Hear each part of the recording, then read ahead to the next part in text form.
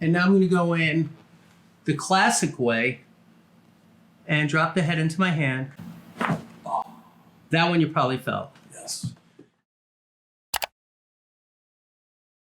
So we have Massimo here today. He's an actor in New York City. And what do you want to work on? Mostly my back and then the neck. Okay. A lot. Do you feel those every day or just when you work out? No, mostly every day. Like, can you feel your neck today? Is it tight?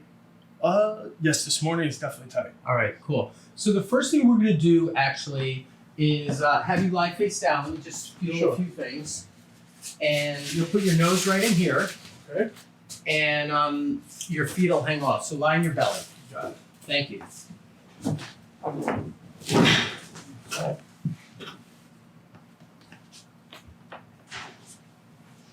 So I'm just feeling what some of the muscles feel like. So you get tight in this area, in this area, in this area.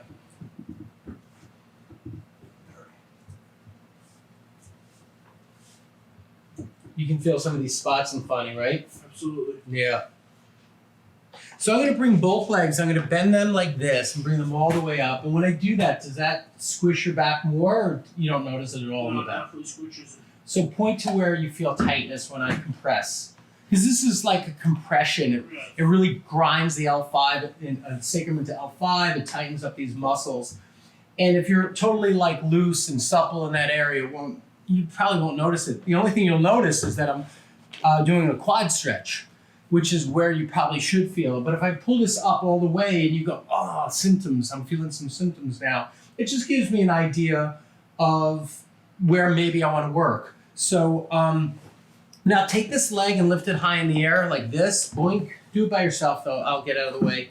And do that one first, the right leg. And put it back down. And then do this leg. Is one harder to lift or they feel about even? No, the right one. Okay, so we're starting to get an idea that even though his back kind of hurts generally in the middle, the right side is the side that feels like a little more symptomatic. And for the fun of it, I'm gonna just do a few spots with the activator instrument and just see if I can find a couple of the spots where the segments are facilitated or where the nerves are irritated. Like, do you feel that one right there? Yep.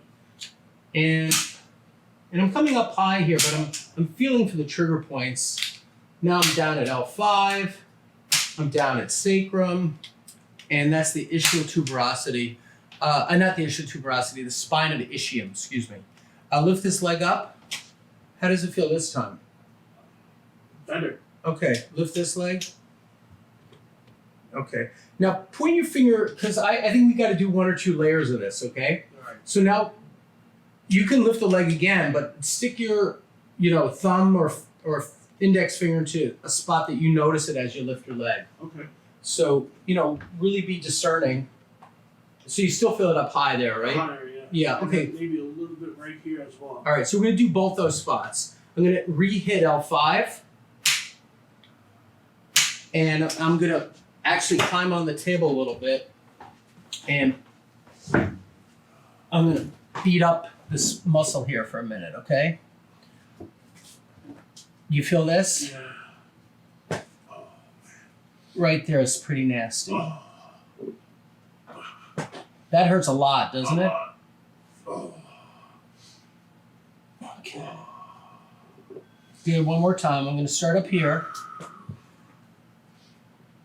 Good. Right there. Now lift that right leg again, how we've been doing. Oh, wow. A lot different, right? A lot different. Okay, cool. So the next thing we're going to do is you're going to lie on your back. And I'm going to have you move to about here on the table. So your head will be here. And I'm going to do a little bit of a axial pull on the neck. We talked about it, so you said you would want to try. What's nice about this is there's no twisting. So like if I was going to, let's say I was going to adjust your knuckles on your fingers, right? And the safest way is to pull straight back. When people smush the knuckle, you can get it to pop. You squeeze these and like get them to crack by pushing them together. That works as far as cracking goes. But to elongate the joint, to create space, is the is the gentlest way or the safest way to adjust these. Here we go. I'm working on your fingers now.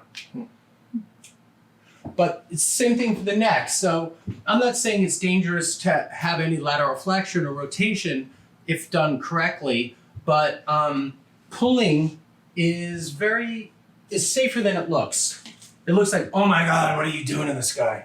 But again, it depends on the age. Like I wouldn't do this to an 80-year-old just because for many reasons. Here, put this around your back of your head. Yeah, so scoop it over. Yeah, all the way through. Pull it past your ears. Good. And then you're going to just let it catch the back of your head. Drop your head. And I'm going to begin to tug a little bit. Good. And now let me lower the table so I have a little bit of room.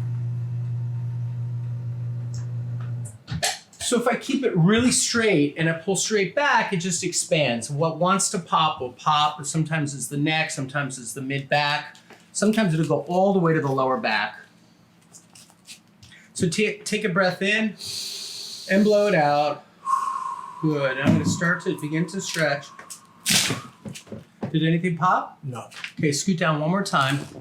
And even one more. Good.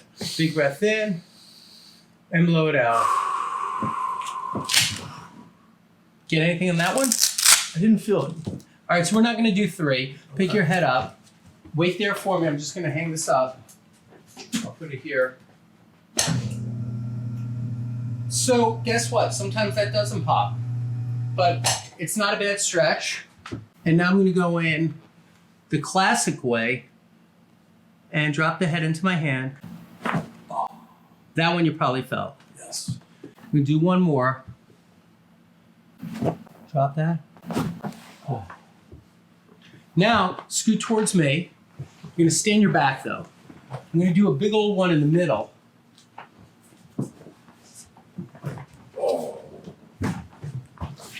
Now, you probably felt those. Lie on your side facing me.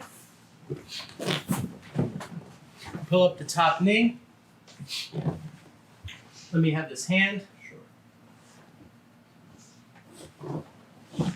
Good. Pull this way. Good.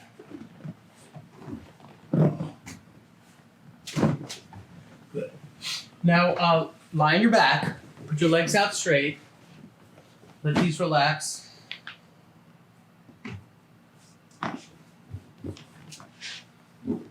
Good. And come stand up over here. See how you feel. I feel like I'm breathing in it. It's pretty good, right? Yeah, really. Good. Pleasure. All right. Thank you so much. Thank you.